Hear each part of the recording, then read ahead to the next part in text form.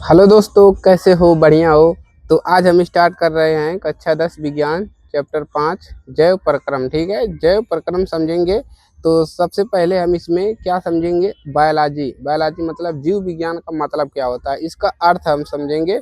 उसके बाद हम आगे चैप्टर को स्टार्ट करेंगे। ठीक है, तो आपको बायोलॉजी का अर्थ आपको समझना बहुत ही ज़रूरी है आपको इसको पढ़ने के लिए।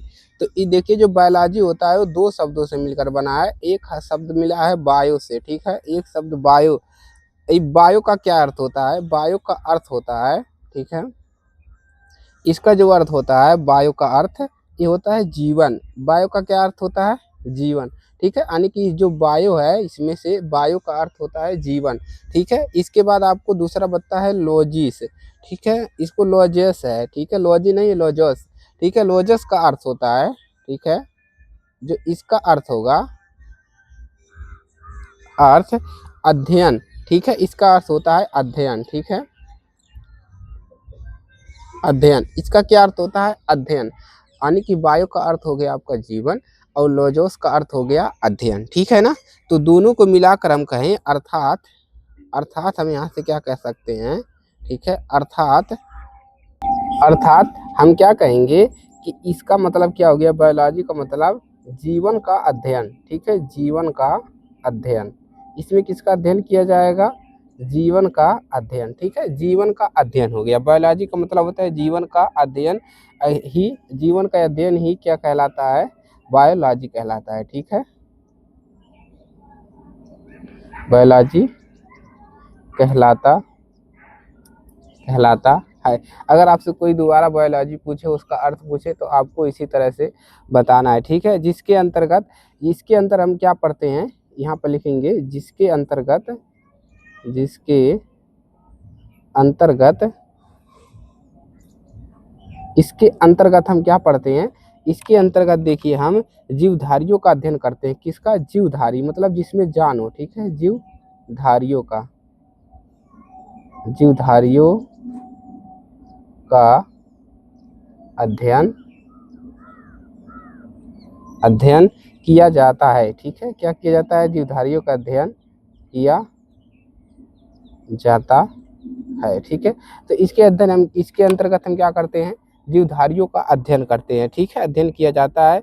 और आपको हमने बायो का अर्थ समझा दिया, जीवन होता है। लॉजस का अर्थ होता है अध्ययन करना, यानी कि जीवन का अध्ययन करना। ठीक है, अब हम इसमें पढ़ना है, हमको पहला पढ़ना है जैव प्रक्रम।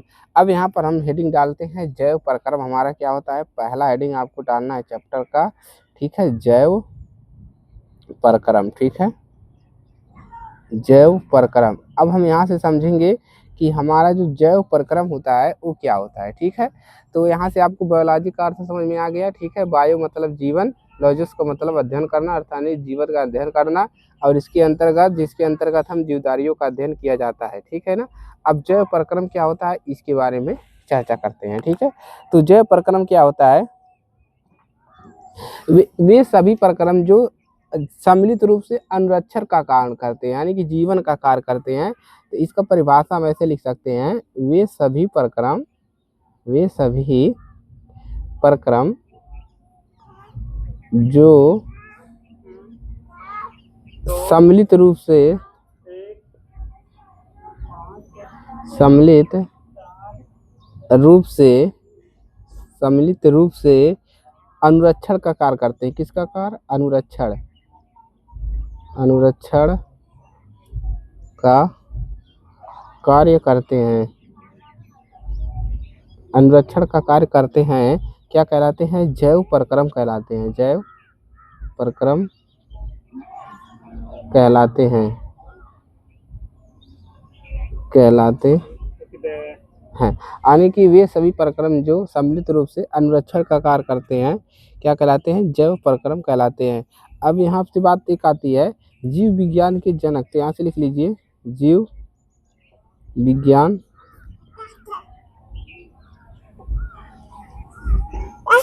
जीव विज्ञान के जनक, यहाँ से आपको क्वेश्चन बन सकता है जीव विज्ञान के जनक। ठीक है, तो इसके जो जनक होते हैं उनके जनक क्या हैं?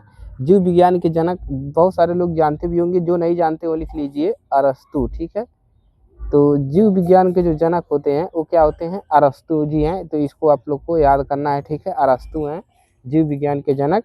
तो जैव प्रक्रम क्या होता है, वे सभी प्रक्रम जो सम्मिलित रूप से अनुरक्षण का कार्य करते हैं जैव प्रक्रम कहलाते हैं। मतलब किसी न किसी रूप में मदद करते हैं, अनुरक्षण का कार्य करते हैं, वे सभी जैव प्रक्रम कहलाते हैं, ठीक है ना। तो इस प्रकार से आपको इसको लिख लेना है। पहला हेडिंग ही आपका है जैव प्रक्रम, ठीक है। इसके बाद हम पढ़ते हैं इसमें श्वसन। तो यहाँ से हेडिंग, दूसरा हेडिंग क्या लिखना है आपको, श्वसन, ठीक है। अब ये श्वसन क्या होता है इसको चलिए समझते हैं, ठीक है ना। तो एक एक करके सारे चीज़ें पढ़ेंगे तो आपको दिक्कत नहीं होना चाहिए। आप यहाँ से आप आराम से अपनी कॉपी में नोट्स बना सकते हैं। ये बहुत ही महत्वपूर्ण नोट्स है और अच्छा नोट्स है, ठीक है, जिसको मैंने तैयार कर लिया है। तो शरीर से बाहर ऑक्सीजन को, श्वसन क्या होता है, जब हम शरीर से बाहर ऑक्सीजन को ग्रहण करते हैं और कोशिकीय अवस्थाओं के अनुसार खास रोगों तो उसका उपयोग करते हैं। तो यहाँ से लिख लीजिए श्वसन क्या लिखेंगे, शरीर के बाहर से हम क्या लेते हैं, ऑक्सीजन लेते हैं। शरीर के बाहर से ऑक्सीजन शरीर के बाहर से ऑक्सीजन को ग्रहण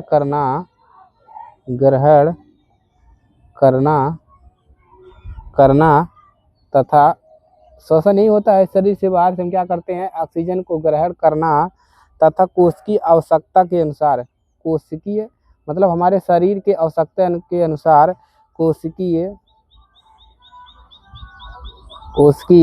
आवश्यकता के अनुसार कोशिकीय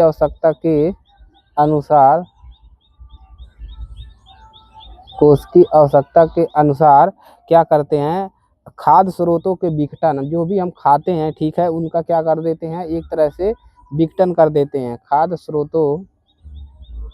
स्रोत के विघटन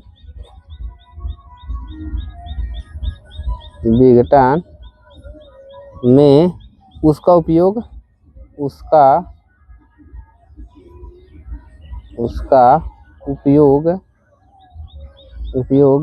क्या कहलाता है, श्वसन कहलाता है। क्या कहलाता है, श्वसन कहलाता है। उसका उपयोग श्वसन कहलाता है। तो एक बार और हम इसको क्लियर कर दें, श्वसन क्या होता है। श्वसन जो हम शरीर का बाहर से ऑक्सीजन ग्रहण करते हैं, कार्बन डाइऑक्साइड छोड़ते हैं। तो श्वसन सांस लेने की क्रिया क्या होती है, ऑक्सीजन को ग्रहण करोगे सांस लोगे। तो और तथा यहाँ पर क्या लिखे, कोशिकीय आवश्यकताओं के अनुसार, हमारे शरीर की जो भी आवश्यकताओं के अनुसार खाद्य स्रोतों का, जो भी हम खाद्य मटेरियल खा रहे हैं, ठीक है, खाद्य स्रोतों से विघटन में उसका उपयोग श्वसन कहलाता है। उसी का हम जो उपयोग करते हैं, जो भी भोजन हम अगर हम खाते हैं उसका उपयोग करते हैं अपनी कोशिकाओं को वृद्धि करने के लिए, उसी को क्या कहते हैं, उपयोग करना श्वसन कहलाता है। एकदम क्लियर हो गया, यहाँ से कोई दिक्कत नहीं होगा ना, ठीक है। अब बात करते हैं यहाँ पर अगला पॉइंट, इसमें हम लिखेंगे उत्सर्जन, ठीक है। अब यहाँ से जब हम सांस ले रहे हैं, कोई चीज़ खा रहे हो तो उसका उत्सर्जन करना बहुत जरूरी है, ठीक है। तो यहाँ से हेडिंग डाल लीजिए, तीसरा हेडिंग क्या लिखेंगे, उत्सर्जन, ठीक है। उत्सर्जन क्या होता है, आइए अब इसको भी समझते हैं, ठीक है ना। चलिए, तो उत्सर्जन भी यहाँ से हम क्या करेंगे, समझेंगे।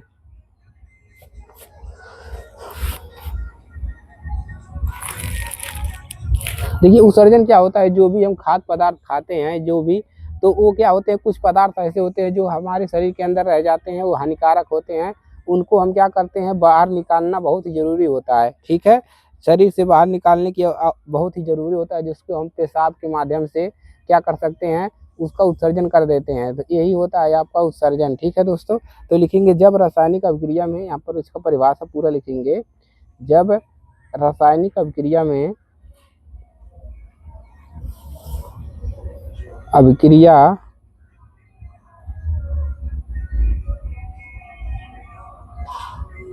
अभिक्रियाओं में, जब रासायनिक अभिक्रियाओं में क्या लिखेंगे, कार्बन, ठीक है ना, जो भी हम कार्बन ले रहे हैं, कार्बन स्रोत तथा ऑक्सीजन का उपयोग हम लेते हैं श्वसन के लिए। ऑक्सीजन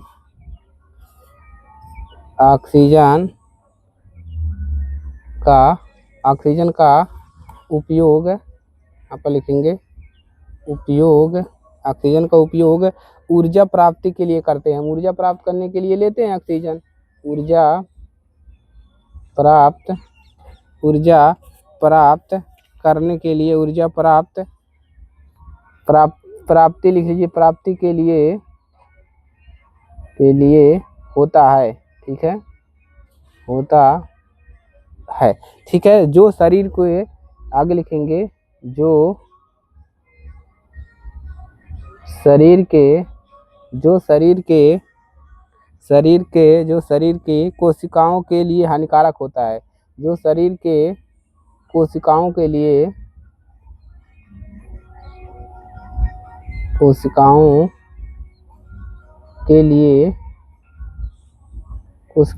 क्या होता है? हानिकारक होता है। हानिकारक होता है। कोशिकाओं के लिए क्या होता है? हानिकारक होता है। इन अपशिष्ट उत्पादों को शरीर से बाहर निकालना आवश्यक हो जाता है।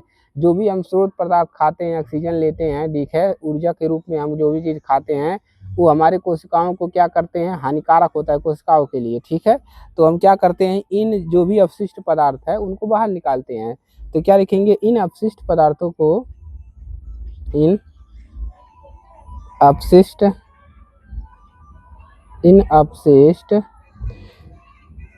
उत्पादों को, मतलब जो भी उत्पाद उसमें बन रहा है, ठीक है, उत्पादों को शरीर से बाहर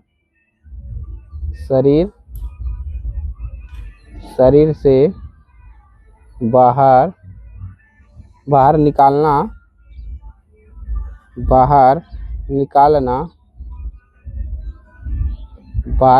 क्या होता है? आवश्यक होता है। आवश्यक होता है और आवश्यक होता है। इस प्रक्रम को उत्सर्जन कहते हैं। इसी प्रक्रम को हम क्या कहते हैं? इसी प्रक्रम को हम क्या कहते हैं? इसी प्रक्रम को उत्सर्जन कहते हैं। उत्सर्जन कहते हैं। ठीक है, तो ये हो गया आपका उत्सर्जन का परिभाषा कि जब रासायनिक अभिक्रियाओं में कार्बन स्रोत तथा ऑक्सीजन का उपयोग ऊर्जा प्राप्ति के लिए होता है, जो शरीर के कोशिकाओं के लिए बहुत ही हानिकारक होता है, तो इन अपशिष्ट उत्पादों को शरीर से बाहर निकालना आवश्यक होता है और इसी प्रक्रम को हम उत्सर्जन कहते हैं। उत्सर्जन होता है जैसे पेशाब के माध्यम से जितने भी पदार्थ है, यूरिया है, ये सब क्या होता है? हमारे शरीर से निष्कासित हो जाता है, यानी कि निकल जाता है। तो आपको हमने समझाया बायो का अर्थ क्या होता है। ठीक है, उसके बाद हमने जैव प्रक्रम बताया आपको क्या होता है। जिस जीव विज्ञान के जनक अरस्तु बताया। ठीक है, श्वसन क्या होता है? शरीर में ऑक्सीजन ग्रहण करना और कोई कोशिका आवश्यकता के लिए बहुत ही ज़रूरी होता है। ठीक है, और उत्सर्जन क्या होता है आपको मैंने यहाँ से समझा दिया है। ठीक है, तो आज के लिए सिर्फ इतना ही रहने देंगे और आगे की क्लास जो है हम पोषण से स्टार्ट करेंगे। पोषण क्या होता है, ठीक है, कितने प्रकार के पोषण होते हैं, इन सभी के बारे में जाना जाएगा। ठीक है, यहाँ पर स्वपोषी पोषण क्या होता है, विषम पोषी पोषण क्या होता है और सजीव अपना भोजन कैसे प्राप्त करते हैं, इसके बारे में भी आपको बताया जाएगा। ठीक है ना, तो इसको आप लोग को तैयार कर लेना है, नोट्स बना लेना है। हमारे साथ कापी कलम लेकर बैठिए ताकि आपको पेपर के समय आपको कहीं पर कोई मटेरियल ना ढूंढना पड़े कि हमको नोट्स की आवश्यकता है, इन चीज़ों की आवश्यकता है। तो यहाँ से नोट्स आप बनाते चलिए, साथ ही साथ आपका एक बार रिवीजन भी हो जाएगा और प्रैक्टिस भी हो जाएगा लिखने का। ठीक है, राइटिंग में भी सुधार हो जाएगा। ठीक है, तो मिलते हैं अगले पार्ट में।